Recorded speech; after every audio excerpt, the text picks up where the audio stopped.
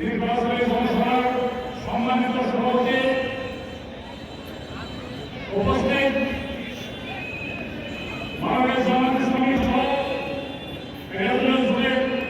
সম্মানিত নেতৃবৃন্দ, উপস্থিত অতিথিবৃন্দ, সাংবাদিকবৃন্দ এবং মহেশখালীর এই দিন জমাতের সংগ্রামী জনগণ, আসসালামু আলাইকুম। বাংলাদেশ সমাবেশ বক্তব্য দেওয়ার সময় নয়, আমরা এখন পর্যন্ত আমরা আশা করব আমাদের অধিকার আদায়ের জন্য আমাদের উত্তরসূরিরা, আমাদের পূর্বসূরিরা যেভাবে সংগ্রাম করেছে, আমাদেরকে স্বাধীনতা দিয়েছে, আমাদের মুক্তির আহ্বান করেছে, সেই মুক্তির আকাঙ্ক্ষা বাস্তবায়ন করব। সম্মানিত সমাবেশ, আমরা জানি যেখানে রক্ত ঝরে, যেখানে রক্ত দেওয়া হয়, সেখানে ইতিহাস বদলায়।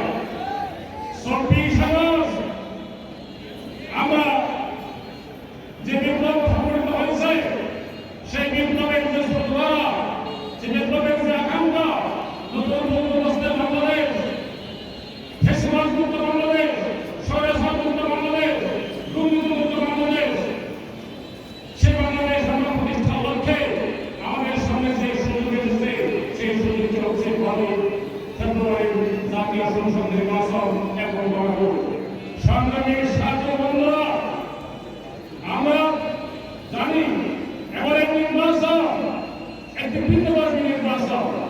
আমরা একই সাথে গণভোট এবং একই সাথে সংসদ নির্বাচনের অনুষ্ঠিত হয়নি।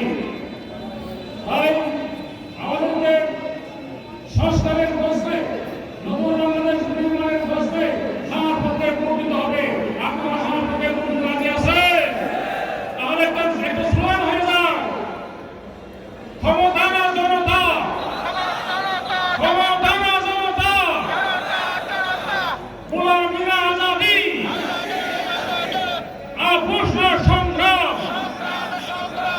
গোলামি না আজাদি, দিল্লি না ঢাকা, ইনকিলাব ইনকিলাব, নারে তাকবীর, নারে তাকবীর।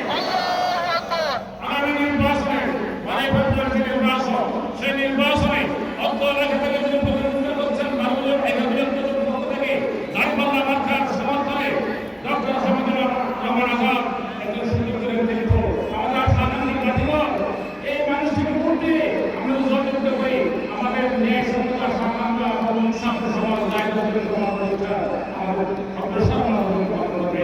এবং আমাদের সকলের প্রতি দাঁড়িপাল্লা মার্কা এবং হাত পক্ষে পড়ছে সবাইকে সংগ্রামের শুভেচ্ছা জানিয়ে আগামী 12 তারিখ দেখা হবে বিজয়ী অথবা রাজপথে। ধন্যবাদ।